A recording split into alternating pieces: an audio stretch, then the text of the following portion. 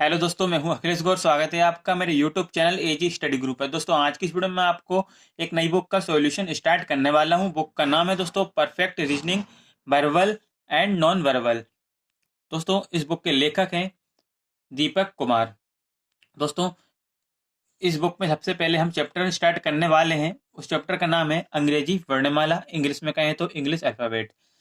ये चैप्टर बहुत ही ज़्यादा इंपॉर्टेंट है, क्योंकि दोस्तों अगर इस चैप्टर को आप कंप्लीट कर लेते हो तो आपका बेसिक क्लियर हो जाता है। और दोस्तों, जिससे कोडिंग डिकोडिंग चैप्टर आपके लिए आसान हो जाते हैं। ठीक है, तो दोस्तों आज की इस वीडियो में मैं आपको इस चैप्टर का पूरा बेसिक पढ़ाने वाला हूँ। इस वीडियो को लास्ट तक देखना, बहुत ही ज़्यादा इंपॉर्टेंट होने वाली है। दोस्तों चलिए आज की इस वीडियो को शुरू करते हैं। दोस्तों, सबसे पहले जान लीजिए प्रश्नों के प्रकार कि किस किस टाइप से यहाँ से क्वेश्चन पूछे जाते हैं। देखिए, टाइप फर्स्ट में हम पढ़ेंगे अक्षरों के जोड़े, pairs of letter. Type two में अर्थपूर्ण शब्द, मीनिंग, इंग्लिश में बोलूँ तो मीनिंगफुल वर्ड्स। ठीक है, टाइप थर्ड में शब्द के अक्षरों का अनुक्रम, sequence of letter of word. ठीक है, टाइप फोर देखिए, टाइप फोर में क्या है, अंग्रेजी वर्णमाला श्रृंखला, इंग्लिश अल्फाबेट सीरीज। ठीक है, टाइप फाइव में देखिए मध्य अक्षर ज्ञात करना। ठीक है, जिसे हम बोलते हैं मिडिल लेटर। और क्या पढ़ने वाले हैं टाइप सिक्स में, शब्द निर्माण, वर्ड फॉर्मेशन। ठीक है दोस्तों, तो दोस्तों चलिए शुरू करते हैं इसके बेसिक पर। तो दोस्तों देखिएगा, ये रही दोस्तों अंग्रेजी वर्णमाला, इंग्लिश अल्फ़ाबेट, जिसमें कि दोस्तों कुल 26 अक्षर होते हैं, ए से लेकर जेड तक। देखिएगा, अंग्रेजी वर्णमाला को दो भागों में 13-13 अक्षरों में बांट दिया जाता है। ठीक है, अर्थात ए से लेकर एम तक को पूर्वार्ध या फर्स्ट स्टेप कहा जाता है। ठीक है, अंग्रेजी वर्णमाला को दो भागों में बांट दिया जाता है 13-13 अक्षरों में। ठीक है, ए से लेकर एम तक को पूर्वार्ध या फर्स्ट स्टेप कहा जाता है। उसके बाद एन से लेकर जेड तक को उत्तरार्ध या सेकंड स्टेप कहा जाता है। ठीक है, ए से लेकर दोस्तों एम तक पूर्वार्ध हिंदी में, ठीक है, और इंग्लिश में फर्स्ट स्टेप इसको कहा जाता है। और एन से लेकर जेड तक उत्तरार्ध, यानी इसको कहा जाता है सेकंड स्टेप। इतनी बात क्लियर है दोस्तों। चलिए आगे देखिएगा। दोस्तों अब देखिएगा, इसमें अंग्रेजी वर्णमाला में किसी भी अक्षर का बाएं ओर से पोजीशन यानी स्थानीय मान, ठीक है, या फिर इसको हम बोलते हैं प्लेस वैल्यू। दोस्तों ये बहुत ही ज़्यादा इंपॉर्टेंट है। किसी भी अक्षर की प्लेस वैल्यू यानी स्थानीय मान हमको पता होना चाहिए, जिससे कि दोस्तों क्वेश्चन को सोल्व करने में हमको आसानी हो जाती है। तो दोस्तों हम इसको कैसे याद रख सकते हैं, इसकी मैं आपको ट्रिक बताने वाला हूँ। तो दोस्तों देखिएगा, प्लेस वैल्यू को याद रखने की ट्रिक। तो दोस्तों ए का स्थानीय मान एक होता है, ये सभी को पता होगा। ठीक है, दो, तीन, चार, ये सभी को पता होते हैं प्लेस वैल्यू। ठीक है, या फिर हम इसको इस तरह से भी याद रख सकते हैं, जैसे कि दोस्तों किसी भी बच्चों से अधिकतर क्या पूछा जाता है कि आपको ABCD आती है। ठीक है, और क्या पूछा जाता है, या फिर आपको 1 2 3 4 आते हैं। तो दोस्तों इस तरह से पूछा जाता है, तो ये आपको याद ही रहेगा, ABCD 1 2 3 4। ठीक है, इसके बाद देखिएगा, अब मैं आपको 5 लेटर बताऊंगा याद करने की ट्रिक। ई, वो लेटर है ई, J O T इजोती। ठीक है, यानी E 5 J 10 O 15, ये 5 का टेबल है। ठीक है, 5 का पाड़ा, 5 10 15 T 20 बाय 25, 5 का पाड़ा। और ये आपको बड़ी याद रखना है, इजोती। ठीक है, 5 पे है ई, जे है 10 पर, ओ है 15 पर, टी है 20 पर, बा है 25 पर। ठीक है दोस्तों, अब यानी कितने वर्ड हमको क्लियर हो गए। ये ई हमको पता चल गया 5 पर है, ये हमको याद रहेगा। इसके बाद जे 10 पर है, तो दोस्तों यहाँ पर जे 10 पर है, ये हमको क्लियर हो गया। ठीक है दोस्तों, इसके बाद दोस्तों यहाँ पर ओ 15 पर है, ये हमारा क्लियर हो गया। ठीक है, टी 20 पर है, ये हमारा क्लियर हो गया। इसको तो दोस्तों हम T20 मैच से भी याद रख सकते हैं। ठीक है, और बाय 25 पर है, ये हमारा क्लियर हो गया। ठीक है, ये हमको याद रहेगा। ठीक है दोस्तों, इसके बाद देखिए एफ को देखिएगा। एफ को हम किस तरह से याद रखेंगे, एफ को हम इस तरह से बना लिखते हैं ना। तो अगर हम इसको इससे मिला दें, इस वाले पोर्शन को इससे मिला दें तो क्या बन रहा है, ये 6 बन रहा है, यानी एफ की प्लेस वैल्यू क्या है, 6 है। ठीक है, अब जी को देखिए, हम जी इस तरह से लिखते हैं, ये देखिए ये जी इस तरह से लिखा जाता है ना, तो ये क्या है, 7 नहीं दिखा है, तो दोस्तों ये 7 है, तो जी की प्लेस वैल्यू कितनी हो गई, 7 हो गई। ये 7 रहता है ना, ये हम जी लिखते हैं तो ये 7 बनता है। उस तरह से दोस्तों एच को देखिए, ये रहा एच। अब एच में हम दोस्तों ऊपर वाले पोर्शन को और नीचे वाले पोर्शन को मिला दें तो क्या बन जाएगा, ये 8 बन जाएगा, यानी एच की प्लेस वैल्यू 8। ठीक है, एच की प्लेस वैल्यू 8 यानी 8। ठीक है, इसके बाद देखिएगा आई। अब आई की प्लेस वैल्यू किस तरह से रख सकते हैं हम याद, दोस्तों जैसे आई नो बोलते हैं ना, आई know, I know, I no से हम याद रख सकते हैं नो, क्या बोला जाता है, आई नो, तो आई नो का प्रोनाउंसिएशन क्या होता है, know, I know, I know बोलते हैं तो नो निकलता है। आई नो से हम क्या याद रखेंगे, नो। इसके बाद देखिए जे, जे तो हमने देख लिया इजोती में। ठीक है, इसके बाद के। अब के में तो एक तो ये देखिए ये वाला जो पोर्शन है, एक तो एक ये लाइन है, इस ये लाइन तो रहेगी, एक लाइन ये वाली रहती है, अगर इसको सीधा कर दें तो ये क्या बन जाएगा, 11, यानी के की प्लेस वैल्यू क्या है, 11। इसके बाद एल। अब एल की प्लेस वैल्यू किस तरह से याद रखेंगे, एल से हमने दोस्तों पढ़ा है लॉयन, क्या पढ़ा है, लॉयन यानी शेर। तो दोस्तों जब भी हम लायन को देखते हैं तो हमारे चेहरे पर क्या 12 बज जाते हैं, क्या बज जाते हैं, 12, 12 बज जाते हैं, तो 12, एल की प्लेस वैल्यू क्या है, 12। इसके बाद एम, एम को कैसे याद रखेंगे, एम को दोस्तों एक तो तरीका ये है, जो मेरा वो तेरा, जो मेरा वो तेरा, तो इस तरह से भी याद रख सकते हैं। और एम को हम अगर क्लॉकवाइज घुमा दें तो क्या हो जाएगा, ये 3 इस तरह से बन जाएगा, इस तरह से 13 को याद रख सकते हैं। अब एन, एन को किस तरह से रख सकते हैं दोस्तों याद, अब देखिए ये क्या है, एक ये और एक ये क्या है दोस्तों, ये रोमन नंबर में 4 को इस तरह से लिखा जाता है ना, तो 4 और उसके आगे हम यहाँ पर बंद कर दें तो कितना हो जाएगा, 14 हो जाएगा। या फिर दोस्तों इन दोनों को याद करने का एक और तरीका बताता हूँ, देखिए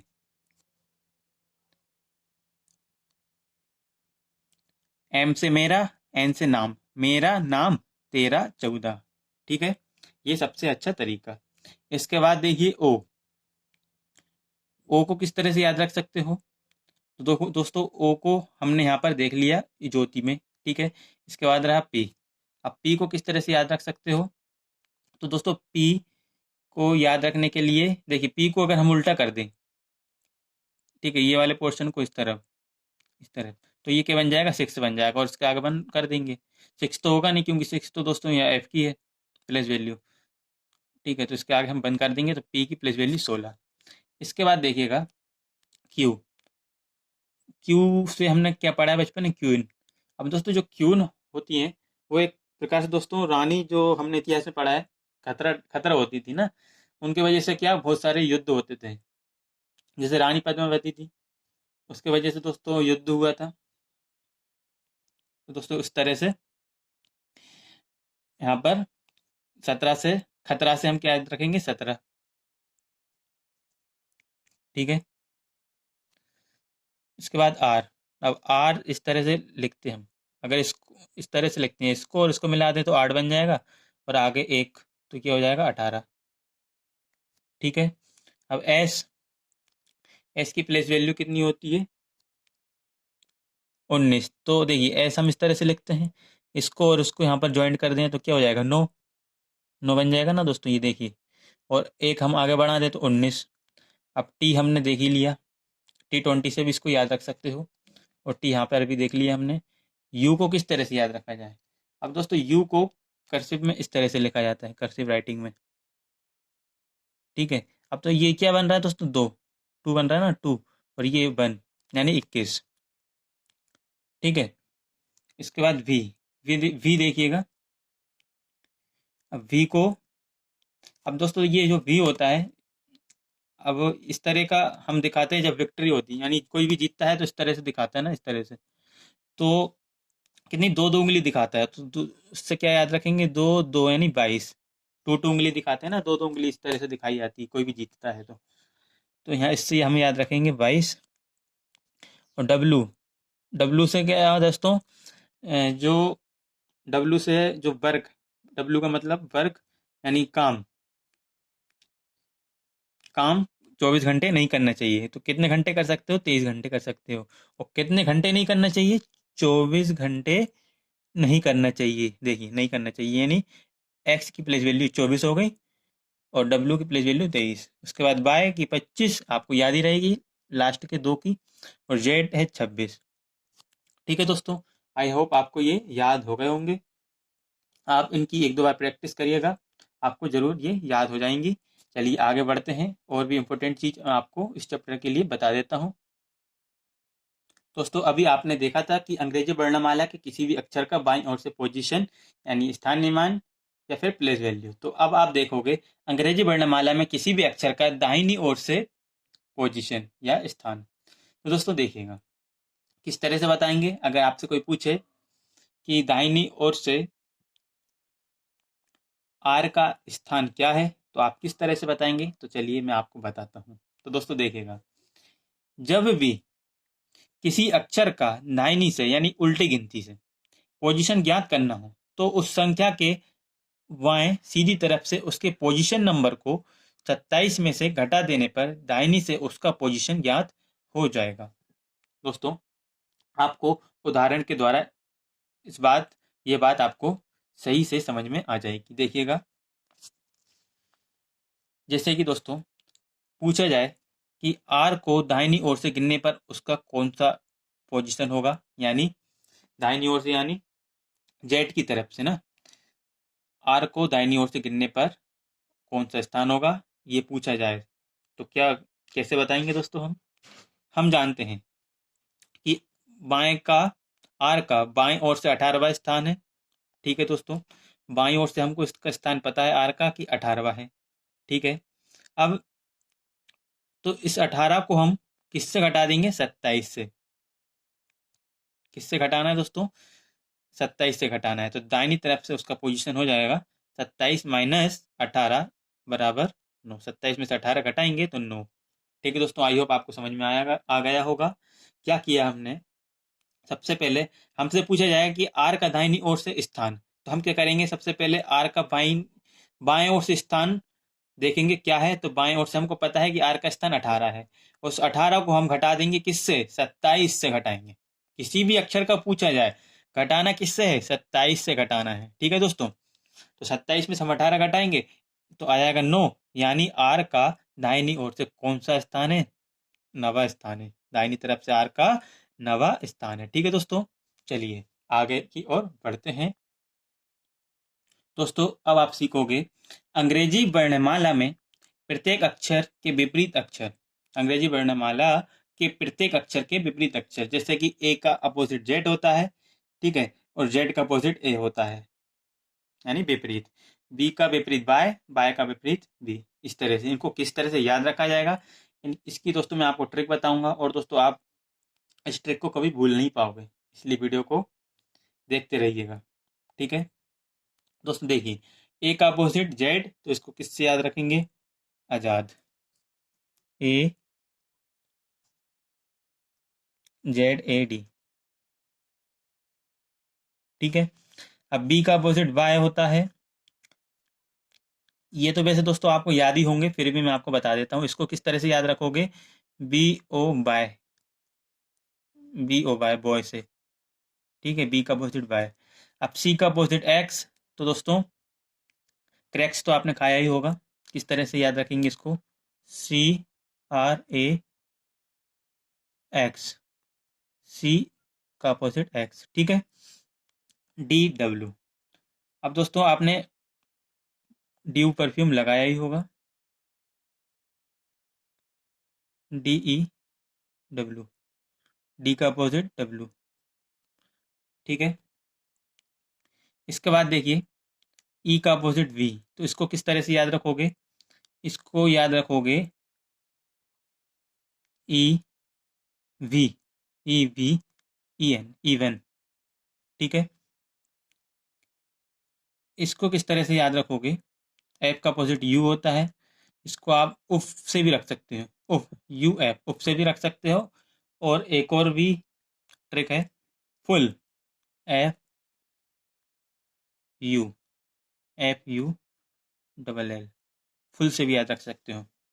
ठीक है, वैसे दोस्तों उफ सही रहेगा, फुल भी सही रहेगा। ठीक है, दोनों में से आपको जो पसंद आए, जिससे भी आपको याद हो जाए। इसके बाद देखिएगा जी टी। अब जी टी दोस्तों रोड होता है ना, जी टी रोड, तो किस तरह से याद रखोगे?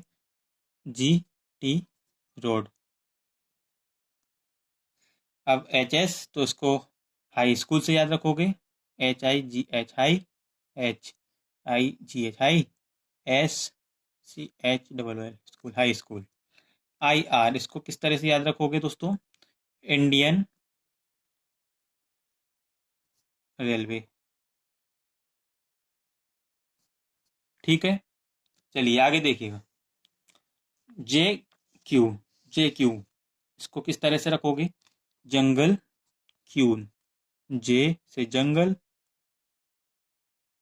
क्यू से Q U double E N, jungle queen. KP को किस तरह से रखोगे? कानपुर से, Kanpur.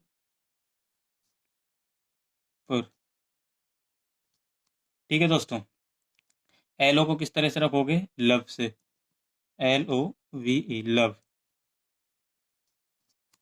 M N, M N देखिएगा, एम एन, एम एन को किस तरह से रखोगे? मैन से, मैन से एम एन को रखोगे। ठीक है दोस्तों, चलिए आगे देखिएगा। आई होप इतना तो आपको समझ में आ गया होगा। अंग्रेजी वर्णमाला के विपरीत अक्षर आप की ट्रिक आपको समझ में अच्छी लगी होगी, और इससे दोस्तों आपको याद भी हो जाएगा। बस एक दो बार इसको प्रैक्टिस करने की ज़रूरत है। दोस्तों चलिए इस आगे की ओर बढ़ते हैं। अब दोस्तों समझिएगा बाएं एवं दाएं क्या होता है। जैसे ए से एम तक पूर्वार्ध या फर्स्ट स्टेप कहलाता है, एन से जेड तक उत्तरार्ध सेकंड स्टेप कहलाता है। अब दोस्तों बाएं से देखिएगा, अतः जब भी बाएं से कहा जाए तो ए से गिनना शुरू करेंगे।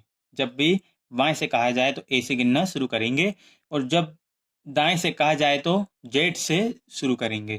ठीक है, ज़्यादातर प्रश्नों में क्या डबल डायरेक्शन का प्रयोग होता है। उदाहरण के लिए जैसे बाएं से 10वें के दाएं पांचवा, या फिर दाएं से 7वें के बाएं पांचवा इत्यादि। ठीक है, यानी ये डबल डायरेक्शन का यहाँ पर प्रयोग हुआ है। तो दोस्तों हम इस तरह के क्वेश्चन के लिए तो इसकी गणना किस नियम से करते हैं तो देखिएगा। तो इसकी गणना कुछ नियम है, जैसे कि दोस्तों जब भी बायां और बायां हो, बायां प्लस बायां हो तो क्या होगा? माइनस होगा। ठीक है, घटाएंगे। और जब बायां प्लस दायां हो तो क्या होगा? जोड़, यानी प्लस। और दायां प्लस दायां हो तो माइनस, और दायां प्लस बायां हो तो प्लस। यानी कि दोस्तों जब भी सेम डायरेक्शन, यानी बायां बायां या फिर दायां दायां, जब भी सेम डायरेक्शन हो तो क्या होगा? माइनस होगा। ठीक है दोस्तों, और जब भी डिफरेंट डायरेक्शन, अलग अलग डायरेक्शन हो, जैसे बायां दायां और, और दायां बायां, तो क्या होगा? डिफरेंट डायरेक्शन में क्या होगा? प्लस होगा। ये बात आप याद रखिएगा। ठीक है दोस्तों, अर्थात देखिएगा, अगर दोनों डायरेक्शन एक ही हो, जैसे दाएं से 10वें के दाएं पांचवें, या फिर बाएं से 10वें के बाएं पांचवा, तो हम दोनों पोजीशन नंबर को आपस में घटा देते हैं। जैसे कि दोस्तों यहाँ पर क्या है, डायरेक्शन इसमें सेम है, दाएं से 10वें के दाएं, यहाँ पर भी दाएं हैं और यहाँ पर भी दायां है, तो यहाँ पर क्या डायरेक्शन सेम है। तो हम क्या करते हैं, तो हम दोनों पोजीशन नंबर को आपस में घटा देते हैं। तो हम क्या करेंगे, 10 में से 5 को घटा देंगे।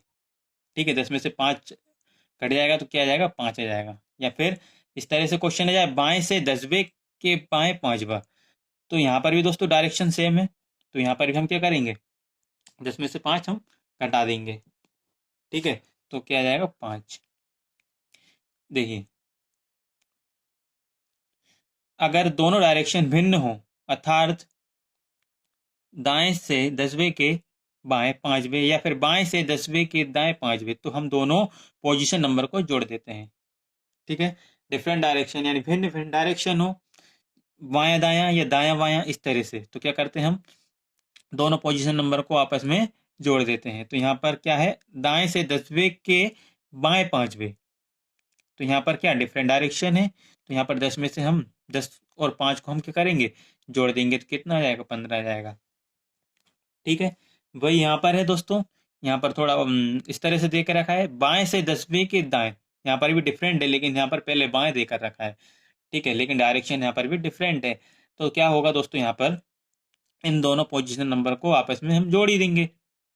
ठीक है, क्योंकि डायरेक्शन तो यहाँ पर भी से अलग अलग है, भिन्न है। तो 10 और 5 क्या हो जाएगा, 15 हो जाएगा। ठीक है, इस तरह से हम क्वेश्चन को करते हैं। तो दोस्तों आई होप आपको ये मेरी वीडियो पसंद आई होगी। इससे दोस्तों आपका पूरा बेसिक क्लियर हो गया होगा। अब इसके बाद अब मैं आपको क्वेश्चन कराऊंगा और आपको बहुत ही आसान तरीके से समझाऊंगा, और क्वेश्चन आपको बहुत ही अच्छे तरीके से समझ में आएंगे अगर आपने इस वीडियो को पूरा देखा है तो। दोस्तों बस आज के लिए इतना ही। अगर आपको मेरी वीडियो पसंद आई तो वीडियो को लाइक करें, वीडियो को शेयर करें, वीडियो चैनल को सब्सक्राइब करें। Thanks for watching my video.